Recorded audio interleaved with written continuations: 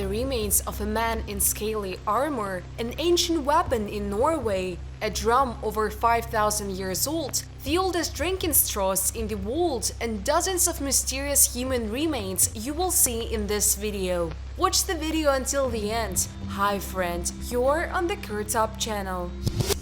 1,700-year-old weapons in Norway.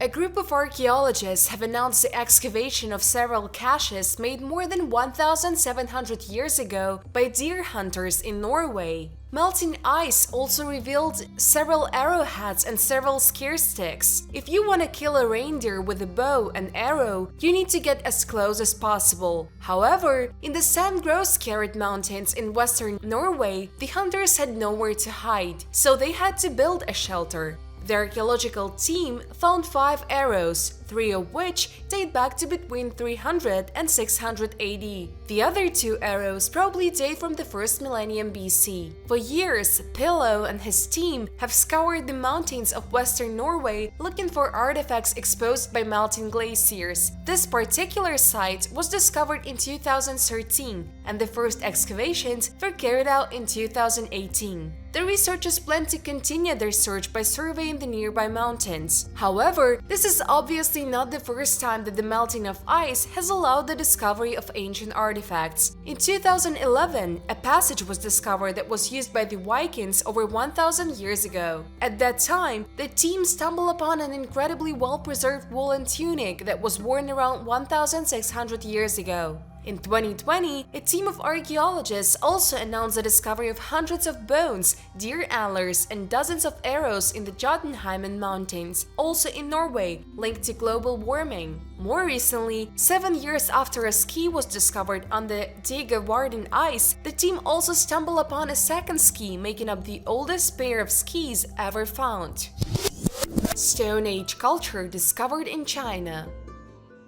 In the journal Nature, a team of specialists report the discovery of the remains of a Stone Age culture west of Beijing, China. About 40,000 years ago, ancient hominids used ochre in these places and made small stone tools. This place offers a rare glimpse into the lives of our ancestors living in the area at that time. The location is in the Nihuan Basin in northern China. At a depth of about 2.5 meters, under a layer of dark silty sediment dating from between 41,000 and 39,000 years ago, the team unearthed animal remains, including more than 430 mammal bones, a hearth, evidence of ochre processing and use, a bone tool, and more than 380 miniature lytics. These are small tools and artifacts made from hewn or polished stone. The presence of processed ochre is of particular interest to researchers. We know that at that time, the man and his relatives had been using this pigment for a very long time.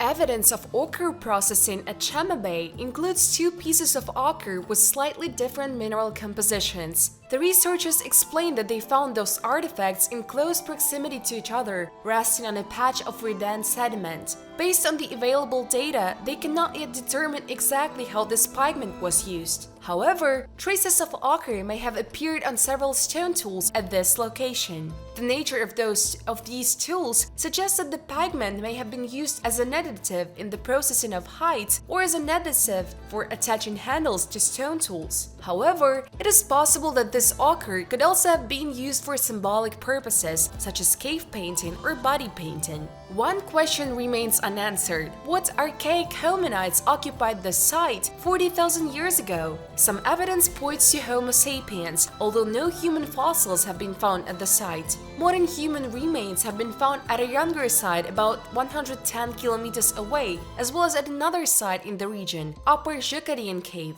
However, it is possible that Neanderthals and Denisovans were still visiting the area at that time.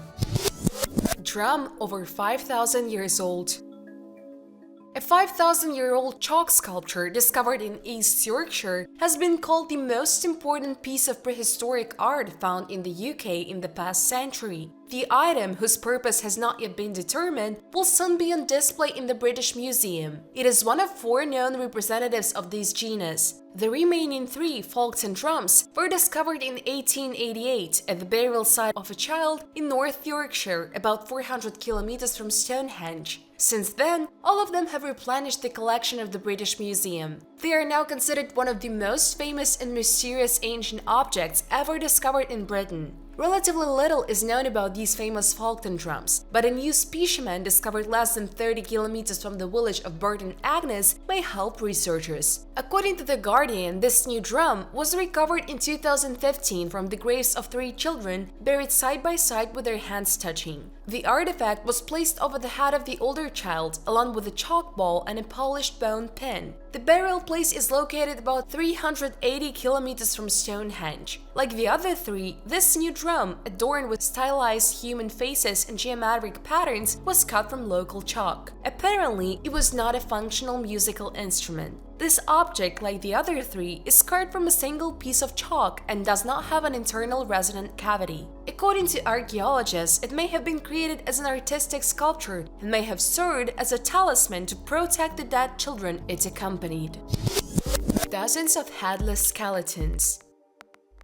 During excavations at the site of a Roman settlement in Buckinghamshire, England, archaeologists discovered about 40 headless skeletons. Most of these people were buried in graves with severed heads placed between or at the feet. Researchers believe that they were probably executed criminals. Archaeologists have recently been able to unearth the ruins of an ancient Roman city found at Fleet Marston near Aylesbury, England, ahead of the construction of the future HS2 high-speed rail. The excavation have provided a fresh look at Roman Britain 2000 years ago. Among the main discoveries, the researchers identified a number of buildings containing evidence of household buildings, as well as other dedicated to commercial and industrial activities. The team also found more than 1,200 coins, as well as pottery, cutlery, dice, bells, and several lead weights. These findings indicate that the area was a zone of trade and commerce. Parts of the widened road may have also been used for car park and market stalls. According to one account, in addition to having a large population, the town was probably an important stopover for travelers and other soldiers on the way to and from the garrison at Alcester. Finally, researchers stumble upon a late Roman cemetery containing some 425 graves, the largest known in Buckinghamshire. Among the buried, several people were also beheaded, about 10% of the burials, and their heads were placed between their legs. Headless burials are not unknown in Roman culture, especially in Roman Britain, but they remain rare. Moreover, the number of people involved in this case is unusually large. But why were their heads cut off? Beheading was one of the 4 main methods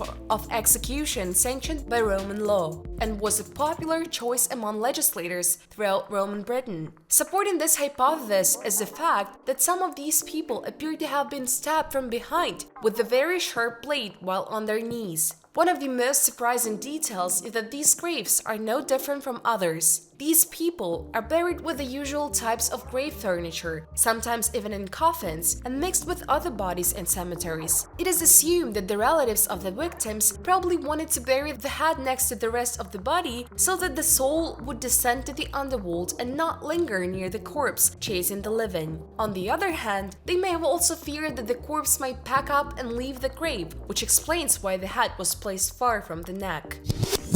18,000 pottery fragments showing everyday life in ancient Egypt. Archaeologists have recently discovered a collection of pottery shards at the site of Atribis, an ancient Egyptian city about 200 kilometers north of Luxor. It is believed that many of these draft books even belong to the ancient school. There has not been a similar discovery since the early 1900s at the settlement of Deir el-Medina, where numerous fragments were found. Shards of pottery, also referred to as ostraks, found in a temple at Atribis, testify to daily life in ancient Egypt around 2000 years ago. Archaeologists have also unearthed most of the remnants of vessels that appear to have belonged to the ancient school. More accessible than papyrus, ostraca were widely used in ancient times to record shopping lists, trade transactions, and to teach writing and drawing to school children. The Egyptians used a hollow cane or ink stick. Such a large number of fragments have previously been found only once. In the early 1900s, English archaeologist Sir Flinders Petrie was the first to excavate the temple, followed by the Egyptian Antiquities Organization from 1981 to 1997. However, the texts found were mainly about medicine and medical practice, while these ostraca tell about the daily life of the Egyptians. In general, they consist of various lists of foodstuffs or items of daily use, as well as lines written repeatedly as a student did in punishment. According to the researchers, the vast majority of ostraca relate to the school environment. There are lists of month, numbers, arithmetic problems, grammar exercises, and the bird alphabet. Each letter corresponded to a bird whose name began with this letter. In terms of writing, various languages have been found, including hieroglyphs, Greek, Arabic, and Coptic, testifying to the city's multicultural history. But the discoveries do not end there. Archaeologists have also found pictographic ostracs. These charts depict various figures, including animals such as scorpions and swallows, humans, gods from a nearby temple, and even geometric figures. Atribis is an ancient city located about 200 kilometers north of Luxor. The 30-hectare archaeological site has not yet been fully excavated. It consists of a temple complex, a settlement, a necropolis, and quarries. There are 2 temples in the temple complex, one of which is still buried under several meters of sand. A headless horse and its rider. The remains of a man buried 1,400 years ago next to a headless horse have been discovered in an ancient cemetery in the southern German city of Knittlingen. Archaeologists suggest that the sacrificing a horse to be buried with its owner was a symbol of great wealth and power. A headless horse lies on its left side next to the body of a warrior, probably its owner, surrounded by very rare weapons and jewelry. The find was made a few weeks ago at an old cemetery in the South German town of Knittlingen. The State Office for Monument Protection of the Stuttgart Regional Council has been excavating there since August 2021. According to the analysis, the man and his horse were buried at a time when the Merovingian dynasty flourished in the region, ruling over a vast territory in what is now France and Central Europe. One of the questions that clearly torments archaeologists is the question of the decapitated horse. Why was her head cut off? Some have tried to establish a connection with the burial of horses in the medieval village of Wolfsen in the German district of Harburg. In 1974, 35 human burials and 3 horse skeletons from the same period were found. 3 horses lay on their left side, facing south-north, and their heads were laid on the right. Here, however, the horse's head has not yet been found.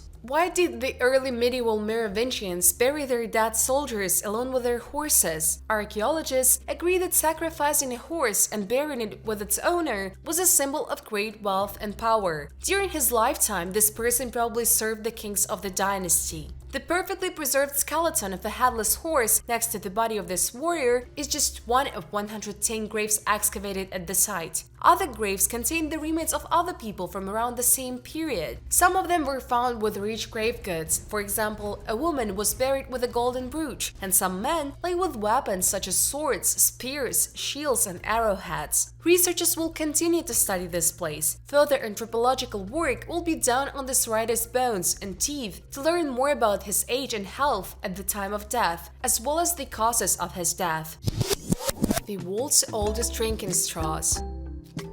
8 long gold and silver straws dating back about 5,500 years, discovered in Russia in the late 1980s, may be the world's oldest drinking straws according to a panel of experts. They were probably used for sipping beer. Previously, researchers considered them to be sceptres. In 1987, while analyzing the contents of 3 compartments with human remains during excavations of a burial mound near Makeup, Russia, archaeologist Nikolai Wasilovsky came across 8 thin wool tubes more than a meter long with a narrow perforated tip. All of them were placed to the right of a dignitary found buried in richly decorated clothes. 4 of these pipes were also decorated with a small gold or silver bull figurine. These items, which are approximately 5,500 years old, were eventually transferred to the Hermitage Museum in St. Petersburg, Russia, where they remain to this day. Experts have previously speculated that the pipes may have been used to support a canopy that was used in a funeral procession, or that they were scepters. A group of experts in Russia is now proposing a different application.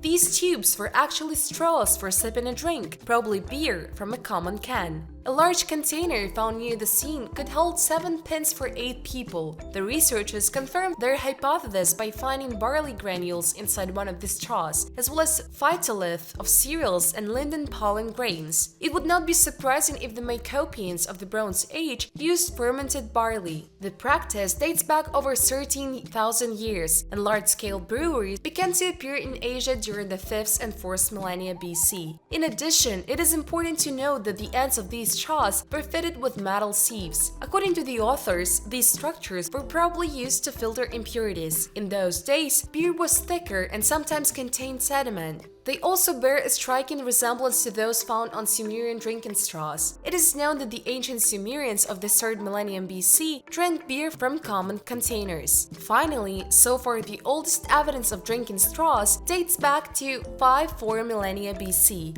according to several works of art discovered in Iraq and western Iran. The remains of a man and his scaly armor.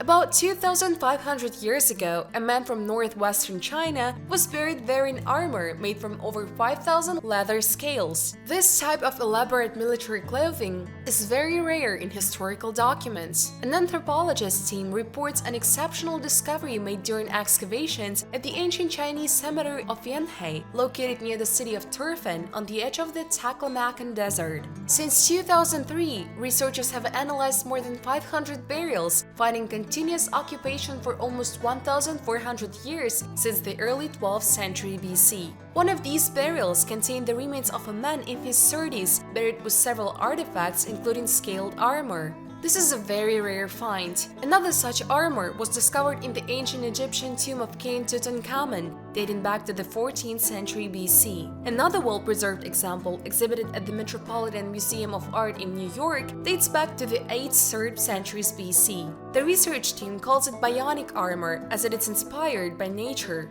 Armor, similar to a kind of vest that could be quickly put on.